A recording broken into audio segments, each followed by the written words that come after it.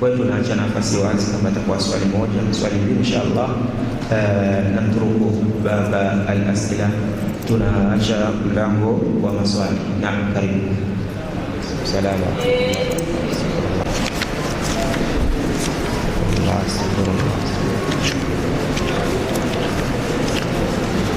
Astaghfirullah. Anauliza kuhusu kafara ya kiapo ambayo ni muhimu. Anasema hii kafara ya kiapo inakuwa ni mtu kuapa kwa ukweli ama ni kuapa kwa jambo la uongo? Sawa, kwa sababu tumeona kama kiapo cha uongo ni kizito sana mbele ya nani? Mbele ya Allah subhanahu wa ta'ala.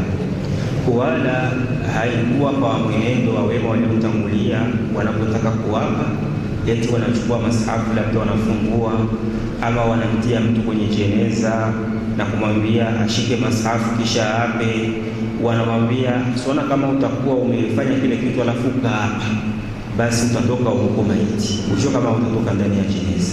Hii ilikuwa ni njia labda ya kuogopesha watu, lakini jambo hilo halijathibiti kutoka kwa Mtume wala kwa wale makhalifa wala kutoka hata kwa maswahaba. Sawa, wala hatujui hata yoyote katika wanazuoni ama katika watu wema walifanya kitu kama hicho, bali imekuja kuonesha kama haya mambo ni katika mambo ya uzushi, na vizuri kwa Muislamu asifanye kitu kama hicho cha kuapia kwenye masahafu. Ikiwa kama atakuwa amefanya jambo hilo, inakuwa ni uzushi katika dini ya Allah subhanahu wa ta'ala. Na ndio maana Mtume sallallahu alayhi wasallam akasema, man ahdatha fi amrina hadha, yule ambaye atakayezua katika dini yetu hii ma laysa minhu, yale ambayo sio kuwemo, fa huwa raddun, basi yanamrejelea. Japokuwa baadhi ya wanazuoni waliweka hilo jambo katika kukazia na kuogopesha watu, akasema kama mtu tamfungulia Qur'ani na huwa anaona kama ni maneno mazito, anasoma maneno ya kuchezea. Kwa hiyo kiapo kipo, lakini sio mpaka mtu ashike nini? Mashafu. Ama ikiwa ni kiapo cha uongo, huyu anakuwa amefanya dhambi iliyokuwa kubwa sana, na dhambi hiyo ni katika madhambi yenye kumwangamiza kabisa. Sawa, au ameapa kwa kutumia mashafu au bila kutumia nini? Mashafu. Ni katika yale madhambi yaliyokuwa makubwa. Mtume akasema akbaru kabair, madhambi yaliyokuwa makubwa zaidi kuliko yote. Sawa, akataja al-ishraku billahi, kumshirikisha Mwenyezi Mungu, wa qatlu nafsi, na kuua nafsi, wal yaminul ghamus, na kiapo cha nini? Cha uongo. Mtu mwenye kuapa kiapo cha uongo ni katika yale madhambi makubwa. Ikiwa mtu ataapa kiapo cha uongo, ndio kwenye swali anauliza, je, ikiwa mtu ataapa kiapo cha uongo ni lazima alete kafara ya kiapo? Ndio jibu tunataka tukujibu sasa. Ikiwa mtu ataapa kiapo cha uongo, hana kafara yoyote isipokuwa Mwenyezi Mungu nini? Toba. Na kama atakuwa amechukua amana ya watu, itabidi arejeshe ile amana aliyochukua. Umeenda kwa Mtume azima kitu, umechukua amana kwake, sawa. Hata ukileta toba, hiyo toba yako haitavuta ile amana ya watu. Makosa ambayo ulikosea na mwenzako, inabidi ukitaki mwenzako nini? Radhi. Hata ukiwalishiza maskini 100, itakuwa jambo hilo hujaibuka nalo. Hata ukifunga siku 1000, bado kabisa jambo hilo hujaibuka nalo.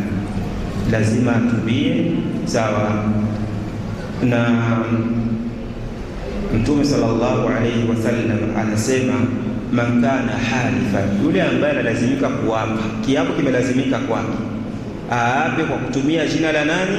La Allah. Sasa kuna watu anaapa mkose mzazi wake, mama yake, baba yake. Hivi ni viapo vya shirki, kinyume kabisa na utaratibu wa viapo. Bwana, nikose kazi yangu, nikose wanangu, wallahi nifanye hivi na hivi. Mpaka kuna vijana wengine anaapa mpaka kitendo kichafu, anaapa kwa mama kitendo kichafu, itamfanya kitendo kichafu. Baadhi ya vijana kwa kweli inakuwa ni mtihani. Hata kwenye lugha za Kirundi unaweza kusikia mtu anaapa eti amwingilie mama yake. Sababu kiapo hicho kweli, hicho kiapo cha hivyo hakifai, sawa. Na ndio maana inabidi Muislamu kujichunga na jambo kama hilo. Kwa hiyo ikiwa kama mtu atakuwa ameapa kiapo cha uongo, sawa, au ametia ahadi utafanya kitu fulani kisha kaapa, Mwenyezi Mungu akinijalia kusafiri nitatoa sadaka ama nitafanya hivi, kisha kaapa, sawa, kisha ile jambo likatokea, huyu ama likutokea jambo lile likatokea, lazima alete kafara kiapo, kafara kiapo, lete kafara ya kiapo ikiwa kama jambo lile alikutokea. Kwa hiyo ndugu zangu katika imani, mtu anasema la af'alu kadha wa kadha, nitafanya hivi na hivi, maana yake anasema wakati wa baadaye, sawa, kisha akaapa, kisha akafanya yale ambayo ajawekea kiapo, ila sitozini kabla sijaoa, akaapa kisha kazini kabla hajaoa. Unaona, kaapa kama hata zini mpaka aoe, sawa, sitozini katika maisha yangu, kisha kazini. Vipi hapo? Ataleta kafara kiapo, kwa sababu kile alichoapa ni kiapo cha uongo. Aliapa kuwa hata zini, kisha kafanya nini? Kisha kazini, lazima alete kafara ya kiapo. Kwa hiyo inakuwa ndio utaratibu huyo. Kama mtu atakuwa ameapa kiapo cha uongo, ataletea kile kiapo chake nini? Ataleta kafara kiapo. Kafara inakuja kwenye kiapo cha ukweli, ndio mtu analeta kafara. Narejea tena, kafara inakuwa kwenye kiapo cha ukweli. Ama kiapo cha uongo ni mtu kufanya nini? Kufanya toba tu, mtu kuleta toba, hatoleta nini? Kafara ya kiapo. Umenielewa? Kwa sababu viapo viko aina mbalimbali. Kwa hiyo ndio utaratibu huo, wallahu a'lam.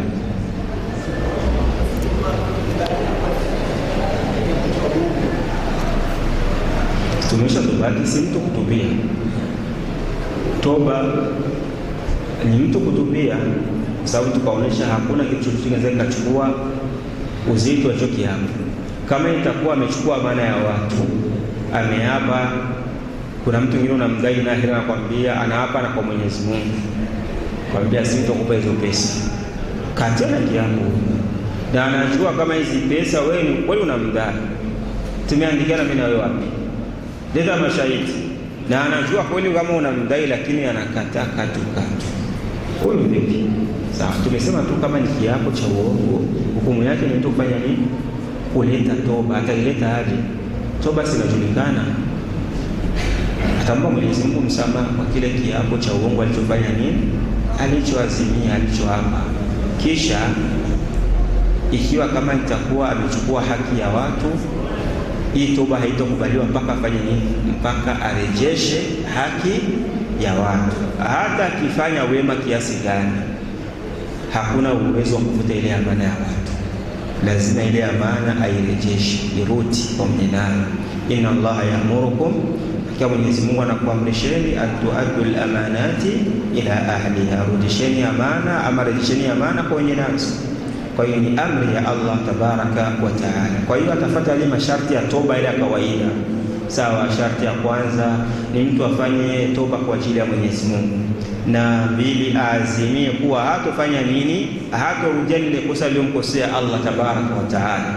Kisha katika masharti pia ya toba, an-nadam, ni mtu kujutia yale aliyomkosea Allah tabaraka wa taala. Ndio maana Allah akasema, wa huwa alladhi yaqbalu tawbata an ibadi, yeye Mwenyezi Mungu anakubali toba za waja wake, wa ya'fu an sayyi'at, na Allah anasamehe makosa yote, wa ya'lamu ma taf'aluna, Allah anajua yale ambayo mtayafanya. Kama ni kiapo cha uongo, kama ni toba ya uongo, Allah anafahamu, anajua. Na ndio maana akasema Mtume sallallahu alayhi wasallam, at-taibu min adh-dhanbi kama la dhamba lahu, mwenye kutubia katika dhambi anageuka msafi kama yule mwenye hana nini, hana dhambi. Kwa hiyo ukisafisha, ukijisafisha, umetubia kwa Allah tayari, ile toba sawa, inavuta yaliyokuwa kabla yake. Kwa hiyo kama ni kiapo cha uongo, ni toba tu ya kawaida, anafanya toba ya kawaida. Na miongoni mwa alama za mwisho kama toba imekubaliwa ni mtu kuwa mwema zaidi kuliko jinsi alivyokuwa kabla ya toba. mtu akabadilika akawa mwema, kama alikuwaga hachungi sala kwa anachunga swala, alikuwa mtu ambaye anapenda mizigo akaacha, mashallah. Hii ni alama kuonyesha kama toba imefanya nini, imekubaliwa. Na ndio maana Allah akasema wa man taba wa amila salih, yule ambaye atakayetubia kisha baada ya toba akaishindikiza toba yake kwa matendo mazuri, matendo mema. Allah akasemaje? Fa innahu yatubu ila Allah mataba, huyo atakuwa ametubia toba ya kweli. Toba ya kweli, toba ya kweli inakuwaje? Ni ile toba ambayo mtu anashindikiza baada yake mazuri, maana yake anakuwa mzuri zaidi kuliko alivyokuwa mwanzo. Hii ni alama nzuri kwa kama toba yake imekubaliwa. Naam.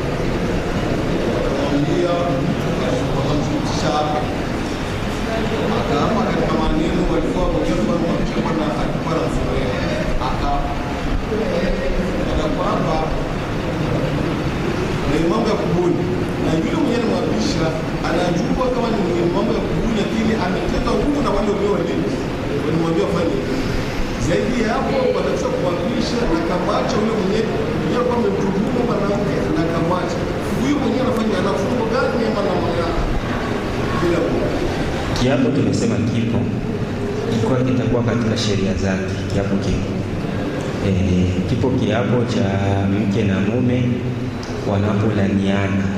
Manake mume anaweza kuwa na mke wake kama kazini, au amemkuta mwanamke wake anatembea na mwanaume mwingine, lakini hana wale mashahidi, sawa.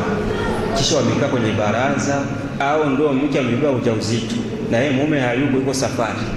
Sasa hivi baba atakuwa amepewa nana. Katika hali kama hii, labda mke anadai kama ujauzito ni wa mume wake, na mume anakuambia hapana, mimi nina muda kadhaa sipo hapo, huyu ujauzito sio wa kwangu, sawa. Au mke kajifungua, baada ya kujifungua mzee wa kazi anasema mimba mimi na mashaka nayo, huyu mwanamke nimemuoa tu kabla ya miezi mitano, atazaaje baada ya miezi mitano? Hata ujauzito ujeneza miezi mitano, maana inaonekana mimi nimemuoa kwa na mimba ya mtu mwingine, sawa. Katika hali kama hiyo, ikawa mashtaka wakashtakiana, hapa itabidi ndoa ivunjwe, sawa. Ikiwa kama mume na mke, tushaeleza utaratibu wa kiapo, maana yake wataapa wote, sawa. Mke atakataa kama yeye afanya kile kitendo na atadai kama yale anayozungumza mume wake ni ya uongo, na mume atasema mke wangu ni mzinifu, mke wangu ni mzinifu, mke wangu ni mzinifu, sawa. Mwenyezi Mungu, ikiwa mke wangu huyo atasema uongo na atakataa, atakuwa katika watu wa uongo tayari. Ndoa baada ya hapo kuapishana wanatengana. Kumbe kiapo kipo. Watu wanaweza kashtakiana tu wawili, labda mtu ameweka pesa ndani kwake na anaishi na wewe na mwenzake, kisha amekosa zile pesa na wenyewe wanafungua wenyewe wawili tu, anasema mimi naona kama kuna mtu mwingine atachukua zile pesa sipokuwa ni fulani, akaenda kumshtaki. Kiapo kipo, sawa. Maana yake yule ambaye atakayetuhumiwa yeye ndo atafanya nini? Atayapa ili hakikishe kama sio yeye, na yule ambaye aliyemtuhumu akaleta ushahidi, naona kama hapa niko na kamera ndani kwangu, ngoja niwaonyeshe ushahidi aliyechukua zile pesa ni nani. Ushahidi unaletwa, au fulani na fulani walimuona wakati anapoingia ndani na akachukua zile pesa, zilikuwa ni dola labda 400, na kuna fulani na fulani walimuona sasa anakwenda kuzivunja, sawa. Kwa kweli ushahidi uko mwingi, kwa sababu baada zile pesa kuzipata alinunua hivi na hivi, kwa hiyo ama alifika na safiri akafanya hivi na hivi, ushahidi ukatolewa, ikaonekana labda zile pesa ambazo walichukua ndo anazitumia katika njia kama hiyo. Kiwe kiapo kipo. Ama katika njia la swala la zina, hili ni swala muhimu sana Islamu kulizingatia. Hakuna kiapo katika swala la zina isipokuwa kwa mke na nani? Mke na mume wenye kutumiana. Ama kwa watu wa kawaida hakuna kiapo chochote, sawa. Eti kama anakataa kuzini afanye nini? Ape nini? sheria nani wake. Sawa, utaratibu ni aje? Ni mpaka mtu yeye mwenyewe akiri, akubali, kama mimi nimefanya hicho kitendo, nimezini, kama na fulani umezini, akikataa, kikanusha, sawa, hamna ruhusa kumwambia kama amefanya nini, amezini. Sawa, hiyo ni namba moja. Namba moja, kumwambia mtu kama amezini mpaka yeye mwenyewe afanye nini, akubali kama amefanya kile kitendo. Namba mbili, mpaka mashahidi wane wameshuhudia kile kitendo, sawa, waje wahakikishe maana ni kweli, na hawa mashahidi mpaka utaratibu wa kuulizwa. Kila mmoja anaweza kwanza kivyake kutanisha maneno na kuwa ni wa kweli. Na anasema Sheikh Islam Ibn Taymiyyah anasema kuanzia zile enzi za Bwana Mtume, kuanzia zile enzi za Bwana Mtume mpaka wakati wake, kwa sababu alikuwa karne ya 7 au karne ya 8, maana yake baada ya miaka 800 Mtume kufariki ndio alikuwepo. Anasema haikuwahi kutokea mashahidi wani wanakuja kusema kama fulani kafanya nini kazi, kwa sababu ni jambo lizito, jambo lenyewe haliwezekani. Itakuwa katika huo wakati wetu, sio mambo ya kucheza.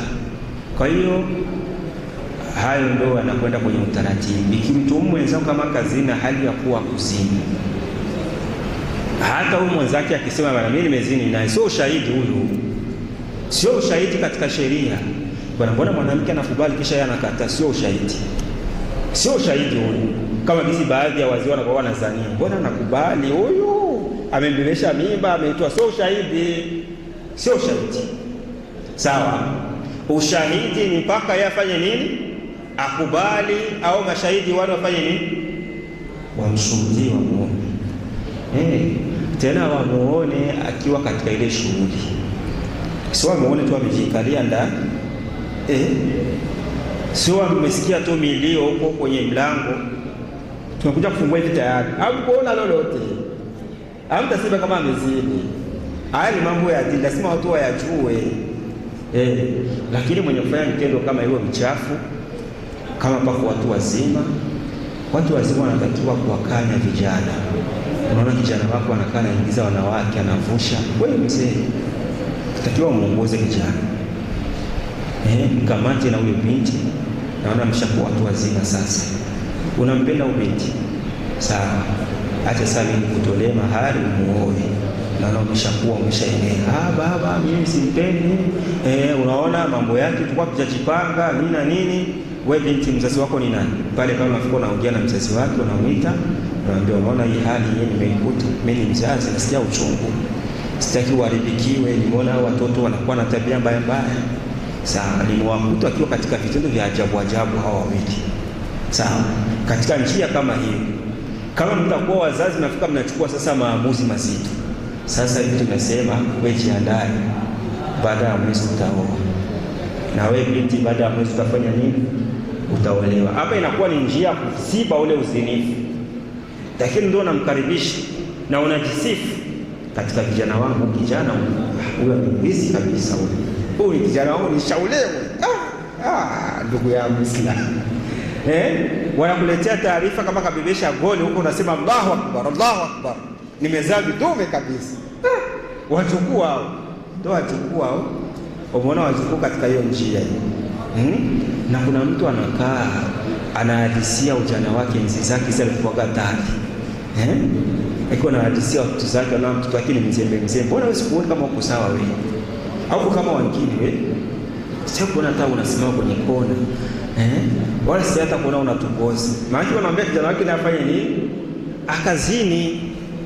Hii inakuwa ni matatizo. Kwa hiyo katika swala la zina, sio swala lepesi, swala lizito sana.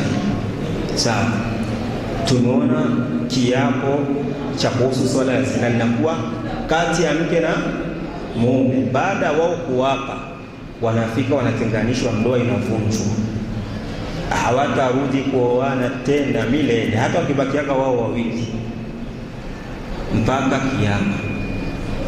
Sawa, mpaka kiyama, ikiwa kama wameapishana. Wakishapizana tu tayari, hakuna tena ndoa inavunjika, ananizalia mimi Mwarabu, ananiletea mtoto Mwarabu. Hata kweli kaenda kutumika huko, kaja na ujauzito, ananizalia mimi Mwarabu.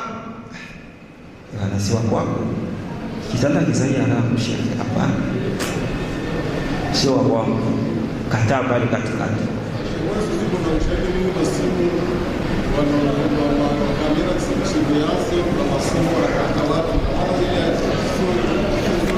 Sio shahidi kamili, lazima pawepo na vielelezo vingine katika sheria ya Uislamu.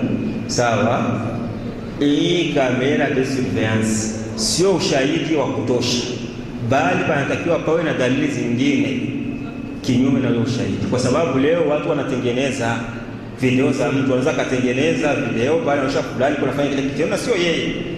Ile linafahamika, linajulikana, sio ushahidi kamili, na ndio maana ukubaliki katika sheria. Ukileta hiyo tu kamera unaonyesha kama ndo kazini, wewe utapigwa fimbo za kumtuhumu kitendo kichafu cha kumtuhumu uchafu. Hata kama umeleta kamera de surveillance, tunakwambia sheria ilijua kama kamera ziko, lakini akusema kamera ilisema watu wangapi? Watu wangapi? Waini. Mpaka kuwapata watu waini, sitona ushamaliza nani kutuma sasa. Hapo ndo pakushika. Ukileta kamera de surveillance na wewe unatandikwa fimbo, kwa sababu sio ushahidi huyo katika sheria, kwa sababu katika huyo ushahidi pana uongo ndani yake. Mtu anaweza kutengeneza video ya uongo akabadilisha na sura na image, tayari akaonyesha kama ni fulani kwa anafanya kile kitendo, ikawa balaa. Sio ushahidi katika sheria. Kwa hiyo ndo hali kama hii. Lakini akileta hiyo kamera de surveillance na mashahidi wane wakatokea, inakuwa ni ushahidi, maana kile kinakuwa kama kielelezo, kinapewa nguvu na hawa watu. Lakini kama hawa watu hamna, hakuna ushahidi, hakuna ushahidi. Sawa, ndio tuliona wanaingia ndani. Sasa kuingia ndani ndio unakuta kwenye kitendo, ama kuingia ndani ndio kwenda kuzini, sio ushahidi wote. Sio ushahidi, maana anaenda kuoga ndio ushahidi. Sasa ndio ushahidi, sio ushahidi huyo. Ukienda kusema kama kafanya kile kitendo, wewe utapigwa fimbo 18, fimbo 18 bakora 18. Kwa hiyo watu wajitahadhari na mambo kama haya. Yapo mambo mengi yalikuwa yanasagaa. Unaona hata baadhi ya maustadhi wanasema wanakuwa waelewi haya masuala, yanakuwa ni makubwa kwao. Mtu kusema kama mtu atakuwa umoja amekubali, kisha wengine anakata kama wakuzini na vitu afanye nini, waapishwe. Hakuna hicho kitu isipokuwa kwa mke na mume wakitumiana, ndio kinakuwa kiapo baina yao. Ama kwa ule ambaye si kwa mke na mume, hakuna hicho kitu. Hicho kitu hamna. Watu wakizingatie vizuri. Bwana, mbona mwanamke anakubali kama wamezini? Mbona mwanamke anakubali kama ametoa mimba? Mbona mwanamke anakubali kama walitembea naye kiasi fulani, lakini mwanaume anafanya nini? Anakata. Sio ushahidi, sio ushahidi, sio ushahidi. Yeye mwanamke ambaye aliyekubali, yeye ndio atahukumiwa kwenye sheria, atahukumiwa sawa na misingi ya sheria, kwa sababu yeye kakubali kama kafanya nini kazini. Lakini kazini na nani? Hapo ndo pako question. Aliyezini naye si atumjui, kwa sababu hatuna ushahidi. Lakini yeye kakubali kama kafanya nini kazini, atahukumiwa. Ndio kisi mambo yako hivyo. Mwenye kukata ahukumiwi, ndio kisi mambo yako. Bwana sikuelewi. Ndio hivyo, ndio sheria inasema hivyo, sio mambo ya kuchezea hayo. Unakuwa unavunja heshima ya mtu. Kwa hiyo tuishi hapo. Allahumma, Mwenyezi Mungu tunakuomba utupe kheri na baraka za usiku wa leo, tukinge na mitihani na misukosuko katika usiku wa leo. Mwenyezi Mungu, katika majina yako unajiita mwingi wa msamaha. Allah, tunaimani katika mapungufu, tusamehe makosa yetu. Mwenyezi Mungu, tunakuomba tusamehe makosa yetu. Mwenyezi Mungu, wale ambao ni wagonjwa wape shifa, na wale ambao wana matatizo Mwenyezi Mungu waondolee matatizo, na wale ambao wana madeni Mwenyezi Mungu afanyie wepesi wa kulipa madeni. Mwenyezi Mungu, na wale ambao wana mahitaji mbalimbali, Allah wakidhie matatizo yao. Mwenyezi Mungu, tunakuomba wale ambao wanafanya biashara wabariki katika biashara zao, na wale ambao ni wapambanaji, Allah kila mtu mbarikie katika shughuli yake. Mwenyezi Mungu kila mtu mbarikie katika shughuli yake. Mwenyezi Mungu kila mtu mpe hitaji la moyo wake.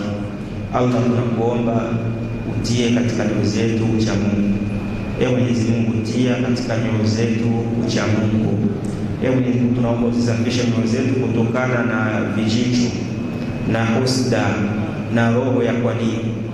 Mwenyezi Mungu tunakuomba wale ambao wajalia familia wabariki katika familia zao, na wale ambao bado wanahitaji kuoa, Mwenyezi Mungu awachagulie kuwa wema. Mwenyezi Mungu tunakuomba kwa huruma wako, kama tukusanya ndani ya nyumba yako hii tukufu, tukusanye sisi wote pamoja na familia zetu katika mbingu yako ya Firdausi. Mwenyezi Mungu tunakuomba mema na mazuri duniani, na tunakuomba mema akhera, na utukinge na adhabu za kaburi, na utukinge na adhabu za moto. Rabbana zalamna anfusana wa in lam taghfir lana wa tarhamna lanakunanna minal khasirin. Subhana rabbika rabbil izzati amma yasifun, salamun ala al-mursalin walhamdulillahi rabbil alamin.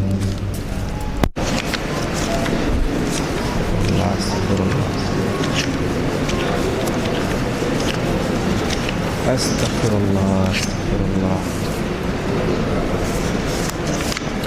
Anauliza kuhusu kafara ya kiapo ambayo ni muhimu.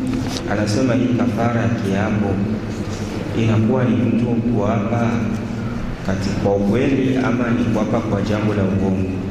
Sawa, kwa sababu tumeona kama kiapo cha uongo ni kizito sana mbele ya nani? Mbele ya Allah subhanahu wa ta'ala. Wala haikuwa kwa mwenendo wa wema waliotangulia, wanapotaka kuapa eti wanachukua masahafu labda wanafungua ama wanamtia mtu kwenye jeneza na kumwambia ashike masahafu kisha ape. Wanamwambia siona kama utakuwa umefanya kile kitu alafu ukaapa, basi utatoka huko maiti, usio kama utatoka ndani ya jeneza. Hii ilikuwa ni njia labda ya kuogopesha watu, lakini jambo hilo halijathibiti kutoka kwa Mtume wala kwa wale makhalifa wala kutoka hata kwa maswahaba.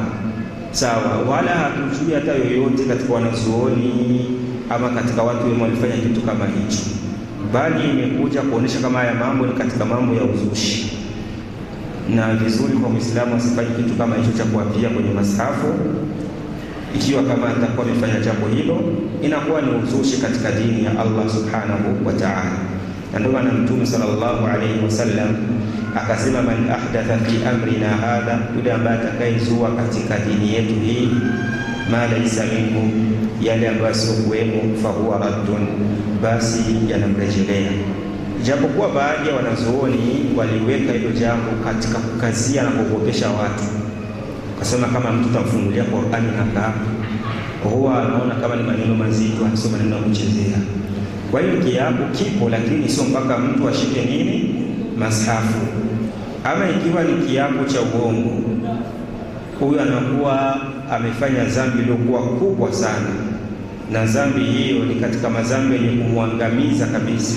Sawa, au ameapa kwa kutumia masahafu au bila kutumia nini? Masahafu. Ni katika yale madhambi yaliyokuwa makubwa. Mtume akasema akbarul kabair, madhambi yaliyokuwa makubwa zaidi kuliko yote. Sawa, akataja al-ishraku billah, kumshirikisha Mwenyezi Mungu, wa qatlu nafsi, na kuua nafsi, wal yaminul ghamus, na kiapo cha nini? Cha uongo.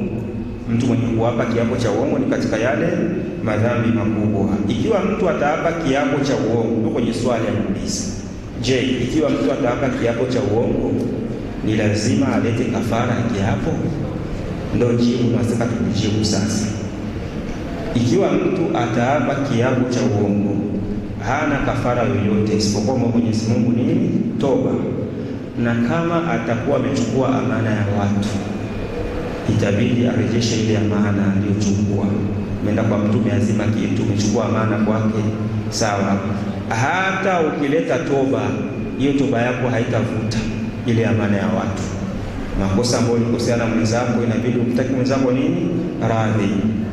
Hata ukiwalishiza maskini 100, itakuwa jambo hilo hujaibuka nalo. Hata ukifunga siku 1000, bado kabisa jambo hilo hajajiunga nalo, lazima atubie. Sawa. Na Mtume sallallahu alayhi wasallam anasema, man kana halifa, yule ambaye analazimika kuapa, kiapo kimelazimika kwake, aape kwa kutumia jina la nani? La Allah. Sasa kuna watu anaapa mkose mzazi wake, mama yake, baba yake. Hivi ni viapo vya shirki, kinyume kabisa na utaratibu wa viapo. Bwana, nikose kazi yangu, nikose wanangu, wallahi nifanye hivi na hivi. Mpaka kuna vijana wengine anaapa mpaka kitendo kichafu, anaapa kwa mama kitendo kichafu, itamfanya kitendo kichafu. Baadhi ya vijana kwa kweli inakuwa ni mtihani. Hata kwenye lugha za Kirundi unaweza kusikia mtu anaapa eti amwingilie mama yake. Sababu kiapo hicho kweli sio kiapo cha hivyo, akifai. Sawa. Na ndio maana inabidi Muislamu kujichunga na jambo kama hilo. Kwa hiyo ikiwa kama mtu atakuwa ameapa kiapo cha uongo, sawa, au ametia ahadi utafanya kitu fulani kisha kaapa, Mwenyezi Mungu akinijalia usafiri, nitatoa sadaka ama nitafanya hivi, kisha kaapa, sawa, kisha ile jambo likatokea, huyu ama likotokea jambo lile likatokea, lazima alete kafara kiapo, kafara kiapo, lete kafara ya kiapo ikiwa kama jambo lile alikotokea. Kwa hiyo ndugu zangu katika imani, mtu anasema la af'alu kadha wa kadha, nitafanya hivi na hivi, maana yake anasema wakati wa baadaye, sawa, kisha kaapa, kisha akafanya yale ambayo ajawekea kiapo. Bwana, sitozini kabla sijaoa, akaapa, kisha kazini kabla hajaoa. Unaona, kaapa kama hata zini mpaka aoe, sawa, sitozini katika maisha yangu, kisha kazini. Vipi hapo? Akaleta kafara kiapo, kwa sababu kile alichoapa ni kiapo cha uongo. Aliapa kuwa hata zini, kisha kafanya nini? Kisha kazini. Lazima alete kafara ya kiapo. Kwa hiyo inakuwa ndio utaratibu huyo. Kama mtu atakuwa ameapa kiapo cha uongo, ataletea kile kiapo chake nini? Ataleta kafara kiapo.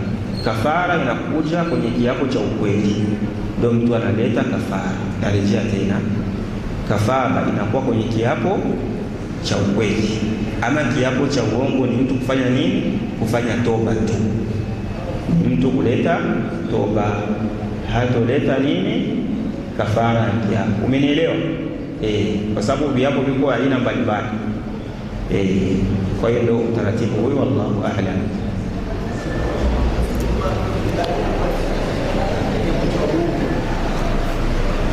Tumesha tubaki si mtu kutubia. Toba ni mtu kutubia, kwa sababu tukaonesha hakuna kitu kinaweza kikachukua uzito wa kiapo. Kama itakuwa amechukua maana ya watu, ameapa, kuna mtu mwingine unamdai na ahira, anakuambia anaapa na kwa Mwenyezi Mungu, kwambia sitakupa hizo pesa, katana kiapo, na anajua kama hizi pesa wewe unamdai, tumeandikiana mimi na wewe wapi, leta mashahidi, na anajua kweli kama unamdai, lakini anakataa katu. Huyo vipi? Sawa, tumesema tu kama ni kiapo cha uongo, hukumu yake ni kufanya nini? Kuleta toba. Ataileta aje? Toba sinajulikana, atamwomba Mwenyezi Mungu msamaha kwa kile kiapo cha uongo alichofanya nini, alichoazimia, alichoapa. Kisha ikiwa kama itakuwa amechukua haki ya watu, hii toba haitokubaliwa mpaka afanye nini? Mpaka arejeshe haki ya watu. Hata akifanya wema kiasi gani, hakuna uwezo wa kufuta ile amana ya watu. Lazima ile amana airejeshe, irudi kwa mwenye nayo. Inna Allaha ya'murukum, kwa Mwenyezi Mungu anakuamrisheni, atuaddu al-amanati ila ahliha, rudisheni amana, ama rejesheni amana kwa wenye nazo. Kwa hiyo ni amri ya Allah tabaraka wa taala. Kwa hiyo atafuata ile masharti ya toba ile ya kawaida. Sawa, sharti ya kwanza ni mtu afanye toba kwa ajili ya Mwenyezi Mungu, na mbili, aazimie kuwa hatofanya nini, hatorudia lile kosa aliyomkosea Allah tabaraka wa taala. Kisha katika masharti pia ya toba, an-nadam, ni mtu kujutia yale aliyomkosea Allah tabaraka wa taala. Na ndio maana Allah akasema, wa huwa alladhi yaqbalu taubata an ibadi, yeye Mwenyezi Mungu anakubali toba za waja wake, wa ya'fu an sayyi'at, na Allah anasamehe makosa yote, wa ya'lamu ma taf'alun, na Allah anayajua yale ambayo mtayoyafanya. Kama ni kiapo cha uongo, kama ni toba ya uongo, Allah anafahamu, anajua. Na ndio maana akasema Mtume sallallahu alayhi wasallam, at-taibu min adh-dhanbi kama la dhanba lahu, mwenye kutubia katika dhambi anageuka msafi kama yule mwenye hana nini, hana dhambi. Kwa hiyo ukisafisha, ukijisafisha, umetubia kwa Allah tayari, ile toba sawa inavuta yaliyokuwa kabla yake. Kwa hiyo kama ni kiapo cha uongo, ni toba tu ya kawaida, anafanya toba ya kawaida. Na miongoni mwa alama za mwisho kama toba imekubaliwa ni mtu kuwa mwema zaidi kuliko jinsi alivyokuwa kabla ya toba. Mtu akabadilika akawa mwema, kama alikuwaga hachungi sala kwa nini anachunga swala, alikuwa mtu ambaye anapenda mizigo akaacha, mashallah. Hii ni alama kuonyesha kama toba imefanya nini, imekubaliwa. Na ndio maana Allah akasema, wa man taba wa amila salih, yule ambaye atakayetubia kisha baada ya toba akaishirikiza toba yake kwa matendo mazuri, matendo mema. Allah akasemaje? Fa innahu yatubu ila Allah mataba, huyo atakuwa ametubia toba ya kweli. Toba ya kweli, toba ya kweli inakuwaje? Ni ile toba ambayo mtu anashirikiza baada yake mazuri, maana yake anakuwa mzuri zaidi kuliko alivyokuwa mwanzo. Hii ni alama nzuri kwa kama toba yake imekubaliwa.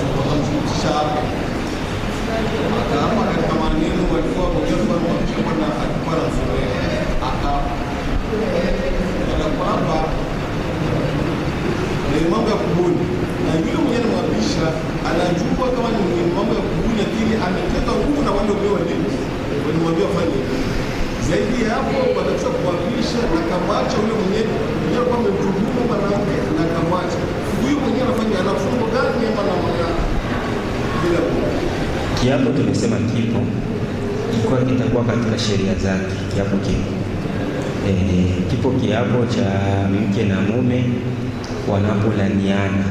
Manake mume anaweza kuwa na mke wake kama kazini, au amemkuta mwanamke wake anatembea na mwanaume mwingine, lakini hana wale mashahidi, sawa. Kisha wamekaa kwenye baraza, au ndio mke amebeba ujauzito na yeye mume hayuko, yuko safari. Sasa hii mimba atakuwa amepewa na nani? Katika hali kama hii, labda mke anadai kama ujauzito ni wa mume wake, na mume anakuambia hapana, mimi nina muda kadhaa siku hapo, huyu ujauzito sio wa kwangu, sawa. Au mke kajifungua, baada ya kujifungua mzee wa kazi anasema mimba mimi na mashaka nayo, huyu mwanamke nimemuoa tu kabla ya miezi 5, atazaje baada ya miezi 5? Hata ujauzito ujeneza miezi 9, maana yake nakana mimi nimemuoa kwa na mimba ya mtu mwingine, sawa. Katika hali kama hiyo, ikawa mashitaka wakashitakiana, hapa itabidi ndoa ivunjwe, sawa. Ikiwa kama mume na mke, tushaeleza utaratibu wa kiapo, maana yake wataapa wote, sawa. Mke atakataa kama yeye afanya kile kitendo na atadai kama yale anayozungumza mume wake ni ya uongo, na mume atasema mke wangu ni mzinifu, mke wangu ni mzinifu, mke wangu ni mzinifu, sawa. Mwenyezi Mungu, ikiwa mke wangu huyo atasema uongo na atakataa, atakuwa katika watu wa uongo tayari. Ndoa baada ya hapo wakishana wanatengana. Kumbe kiapo kipo. Watu wanaweza kashtakiana tu wawili, labda mtu ameweka pesa ndani kwake na anaishi na wewe na mwenzake, kisha amekosa zile pesa na wenyewe na funguoni wenyewe wawili tu, anasema mimi naona kama kuna mtu mwingine atachukua hizo pesa sipokuwa ni fulani, akaenda kumshtaki. Kiapo kipo, sawa. Maana yake yule ambaye atakayetuhumiwa yeye ndo atafanya nini? Atayapa ili hakikishe kama sio yeye, na yule ambaye aliyemtuhumu akaleta ushahidi, naona kama hapa niko na kamera ndani kwangu, ngoja niwaonyeshe ushahidi, aliyechukua zile pesa ni nani. Ushahidi unaletwa, au fulani na fulani walimuona wakati anapoingia ndani na akachukua zile pesa, zilikuwa ni dola labda 400, na kuna fulani na fulani walimuona sasa anakwenda kuzivunja. Sawa, kwa kweli ushahidi uko mwingi, kwa sababu baada zile pesa kuzipata alinunua hivi na hivi, kwa hiyo ama alifika na safiri akafanya hivi na hivi, ushahidi ukatolewa, ikaonekana labda ni zile pesa ambazo alichukua ndo anazitumia katika njia kama hiyo. Kiweki hapo kipo. Ama katika njia la swala la zina, hili ni swala muhimu sana Uislamu kulizingatia. Hakuna kiapo katika swala la zina isipokuwa kwa mke na nani, mke na mume wenye kutumiana. Ama kwa watu wa kawaida hakuna kiapo chochote. Sawa, eti kama anakataa kuzini afanye nini? Yape nini? Sheria nani yake? Sawa, utaratibu ni aje? Ni mpaka mtu yeye mwenyewe akiri ya kubali, kama mimi nimefanya hicho kitendo, nimezini, kama na fulani umezini, akikataa kikanusha, sawa, hamna ruhusa kumwambia kama nimefanya nini, amezini. Sawa, hiyo ni namba moja. Namba moja, kumwambia mtu kama amezini mpaka yeye mwenyewe afanye nini, akubali kama amefanya kile kitendo. Namba mbili, mpaka mashahidi wane wameshuhudia kile kitendo, sawa, waje wahakikishe bana ni kweli, na hawa mashahidi mpaka utaratibu wa kuulizwa. Kila mmoja anaweza kwanza kivyake kutanisha maneno wanakuwa ni wa kweli. Na anasema Sheikhul Islam Ibn Taymiyyah anasema kuanzia zile enzi za Bwana Mtume, kuanzia zile enzi za Bwana Mtume mpaka wakati wake, kwa sababu alikuwa karne ya 7 au karne ya 8, maana yake baada ya miaka 800 Mtume kufariki ndio alikuwepo. Anasema haikuwahi kutokea mashahidi wani wanakuja kusema kama fulani kafanya nini kazi, kwa sababu ni jambo lizito, jambo lenyewe haliwezekani. Itakuwa katika huo wakati wetu, sio mambo ya kucheza. Kwa hiyo hayo ndio anakwenda kwenye utaratibu. Ikimtuhumu mwenzako kama kazini na hali ya kuwa kuzini, hata huyu mwenzake akisema bwana mimi nimezini naye, sio ushahidi huyu, sio ushahidi katika sheria. Bwana, mbona mwanamke anakubali kisha yeye anakataa? Sio ushahidi, sio ushahidi huyu. Kama hizi baadhi ya wazee wanakuwa wanazania, mbona anakubali huyu amembebesha mimba ameitwa, sio ushahidi, sio ushahidi. Sawa, ushahidi ni mpaka yeye afanye nini, akubali, au mashahidi wale wafanye nini, wamshuhudie, wamuone. Tena wamuone akiwa katika ile shughuli, sio wamuone tu amejikalia ndani, sio umesikia tu milio huko kwenye mlango, tumekuja kufungua hivi tayari, au kuona lolote, hamtasema kama amezini. Haya ni mambo ya dini, lazima watu wayajue. Lakini mwenye kufanya kitendo kama hiyo mchafu, kama pako watu wazima wanatakiwa kuwakanya vijana. Unaona kijana wako anakaa anaingiza wanawake, anavusha, wewe mzee tutakiwa muongoze kijana, mkamate na huyo binti. Naona mshakuwa watu wazima sasa, unampenda huyo binti, sawa, acha sasa mimi kutolee mahali umuoe. Naona umeshaenea, baba mimi simpendi, unaona mambo yake tulikuwa tujajipanga nini na nini. Wewe binti, mzazi wako ni nani? Pale kama unafika unaongea na mzazi wake, unamuita, unaambia unaona hii hali yeye nimeikuta, mimi ni mzazi, nasikia uchungu, sitaki uharibikiwe, nimeona watoto wanakuwa na tabia mbaya mbaya. Sawa, alimwakuta akiwa katika vitendo vya ajabu hawa wawili. Sawa, katika njia kama hiyo, kama mtakuwa wazazi mnafika mnachukua sasa maamuzi mazito. Sasa hivi tunasema wewe jiandae, baada ya mwezi utaoa, na wewe binti baada ya mwezi utafanya nini, utaolewa. Hapa inakuwa ni njia kusiba ule uzinifu, lakini ndio unamkaribisha na unajisifu katika vijana wangu, kijana huyu amebisi kabisa, huyu ni kijana wangu, nishaulewe. Ndugu yangu Islam, wanakuletea taarifa kama kabebesha goli huko, unasema Allahu Akbar, Allahu Akbar, nimezaa vidume kabisa. Wachukua hao, ndio wachukua hao. Umeona wajukuu katika hiyo njia hiyo. Na kuna mtu anakaa anahadisia ujana wake, enzi zake zile alikuwa hatari. Iko na hadisia watu zake, na mtoto wake ni mzembe. Mbona wewe sikuoni kama uko sawa wewe? Au kama wengine wewe? Sio kuona hata unasimama kwenye kona. Wala si hata kuona unatukosi. Maana wanaambia kijana wake na afanye nini? Akazini. Hii inakuwa ni matatizo. Kwa hiyo katika swala la zina sio swala lepesi, swala lizito sana hili. Sawa. Tumeona kiapo cha kuhusu swala la zina linakuwa kati ya mke na mume. Baada wao kuwapa, wanafika wanatenganishwa, ndoa inavunjwa. Hawatarudi kuoana tena milele, hata wakibakiaka wao wawili mpaka kiyama. Sawa, mpaka kiyama, ikiwa kama wameapishana. Wakishaapizana tu tayari, hakuna tena ndoa inavunjika. Ananizalia mimi Mwarabu, ananiletea mtoto Mwarabu, hata kweli kaenda kutumika huko, kaja na ujauzito, ananizalia mimi Mwarabu, anasiwa kwako kitanda kizai haramu. Sheikh, hapana, sio wangu, kataa pale katikati.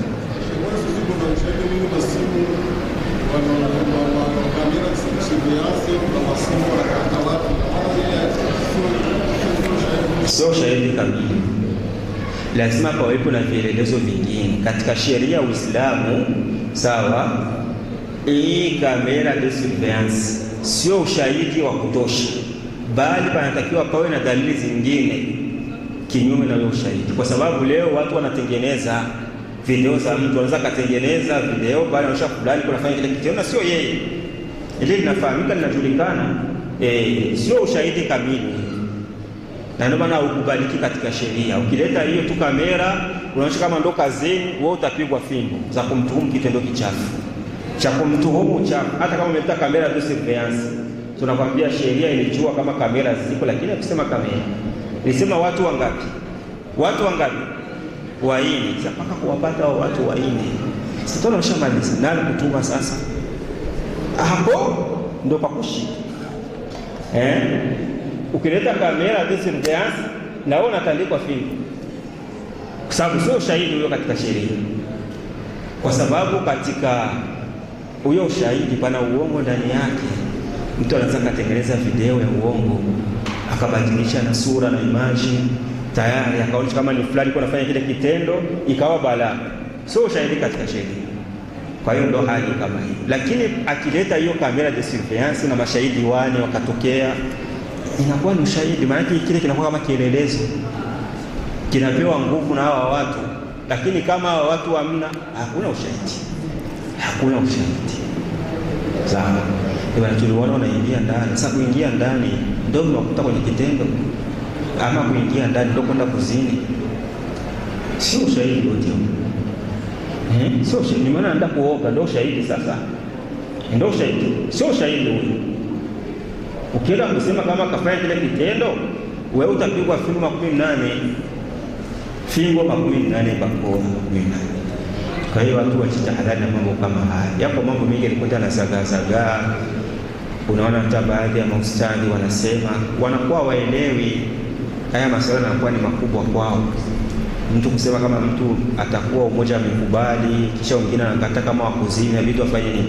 Waapishwe. Hakuna hicho kitu isipokuwa kwa mke na mume wakitumiana, ndio kinakuwa kiapo baina yao. Ama kwa ule ambaye si kwa mke na mume, hakuna hicho kitu.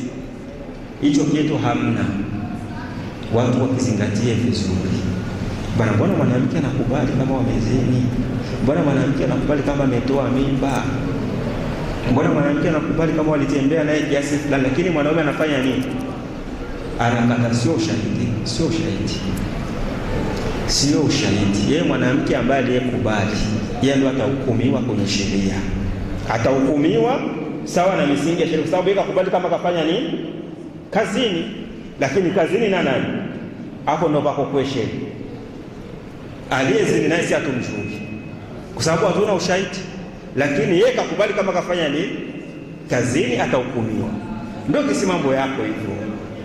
Mwenye kukata ahukumiwe, ndio si mambo yako.